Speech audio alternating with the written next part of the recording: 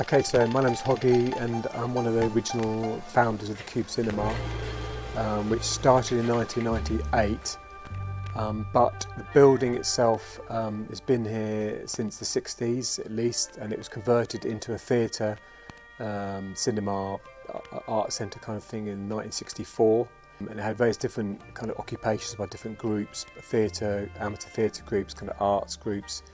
And then a family ended up taking it over in the 80s and running it as a kind of just a second-run art centre cinema.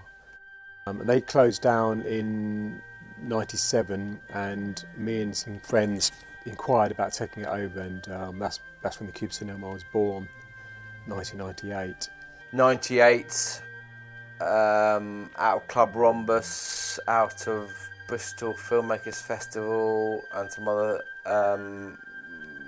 filmmakers started a cinema with the idea that the cinema would make money and then the people running the cinema would make films. Yeah, the Cube itself is a kind of a very nebulous organisation with no real sort of structure to it, and things can be very spontaneous.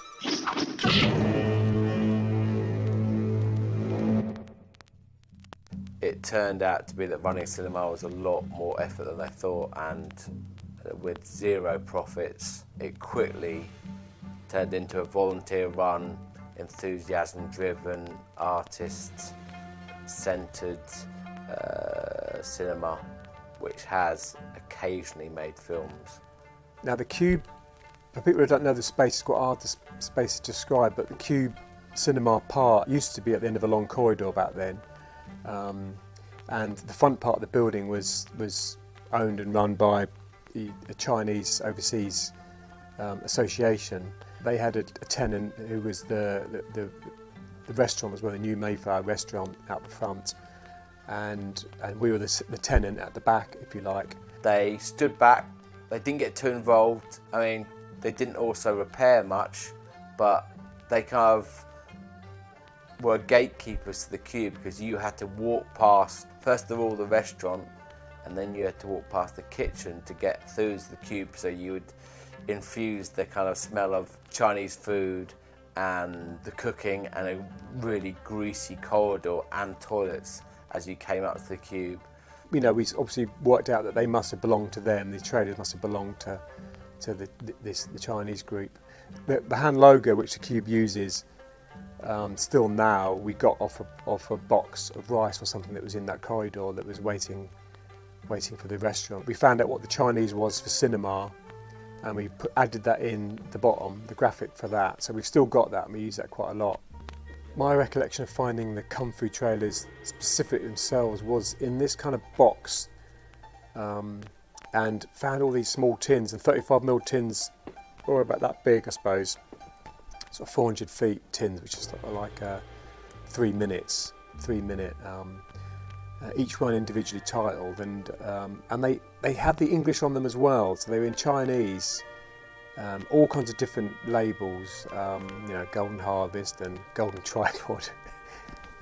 A lot of them have had English on them as well, so that's where we could say, okay, right, okay, you know, Eagle versus sort of Snake Fist or whatever.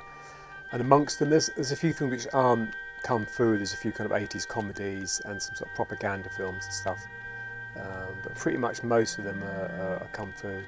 So we knew it was kind of a treasure trove. But yeah, that's my memory of finding them. It was kind of, we were doing it with torches, and you couldn't quite see the whole picture. The cinema was and still is full of like real enthusiasts, geeks, heads, interested in different aspects of cinema. Sometimes they were interested in the technical stuff or whatever, and I remember them talking about having these trailers. We used to use a lot of film stock as background to DJ nights, to bands, sometimes just show them late at night if there was an audience here or people hanging out. And I can't remember how the idea came out, but they said, let's string them together and do these Where the Cube nights.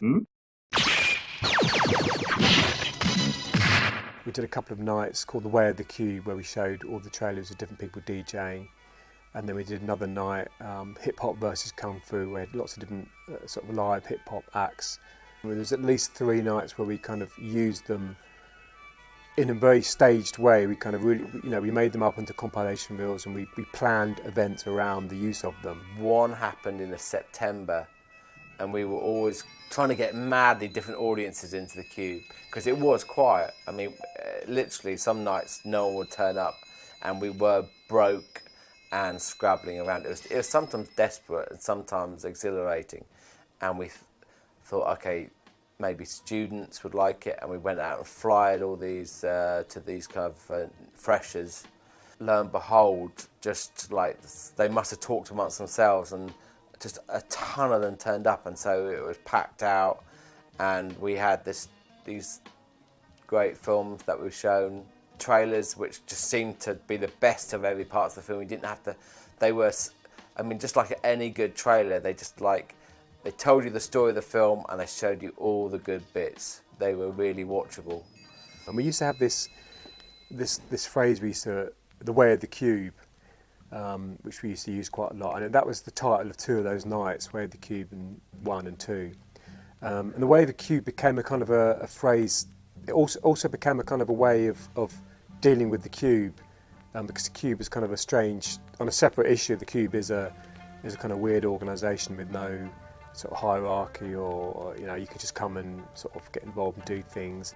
The films themselves were of varying different quality, and had a completely exotic feel to them. It strangely made sense at the Cube, maybe because the Chinese Overseas Association, also because they were relics of a past. The fact that there was kind of MCs and DJs on the stage in front of them, casting shadows over them. You would see figures in the background pulling moves, doing stunts.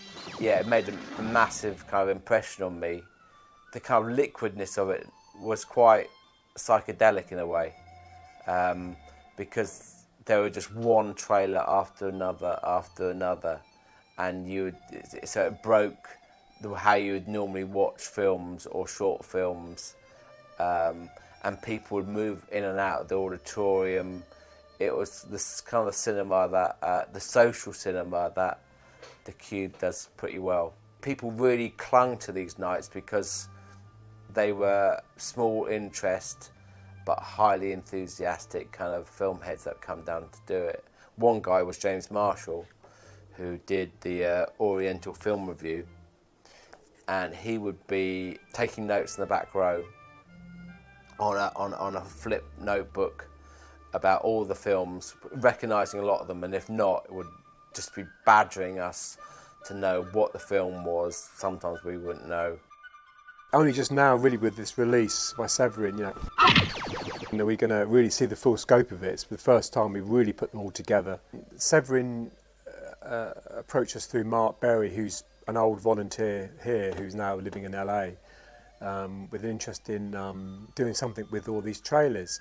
We kind of thought, okay, well, that's great, but the problem is that someone else has got them all, because ages ago another DVD kind of label had shown an interest in doing the same thing with them, and then we'd packaged them all up and sent them all off to them. So we actually had to go on this kind of detective trail to kind of track down the guys that had them. That took a while. We eventually got them all back from them and brought them back here, and then dug out other ones from around the building and stuff and put them all together. We knew Dave from an event that he did at the Cube years and years before, where I think we showed Last House on the Left. We did like an event about censorship. We had the BBFC here, British Board of Fucking Cunts. Sorry, film classification.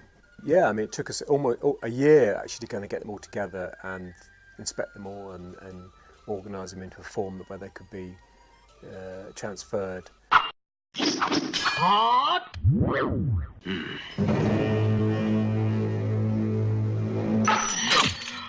I'd never come across the kind of Drunken Master series that appealed to me at the time. One of the benefits of the Cube is you get cheap beer and alcohol, so people have always made the most out of that, as you would do, and so everyone was drinking in the auditorium, the DJs were drinking, there's drunken master on there, and it just seemed to make kind of cosmic sense. Excuse me. Hello? Huh? Right. Yeah, it's for you, boss.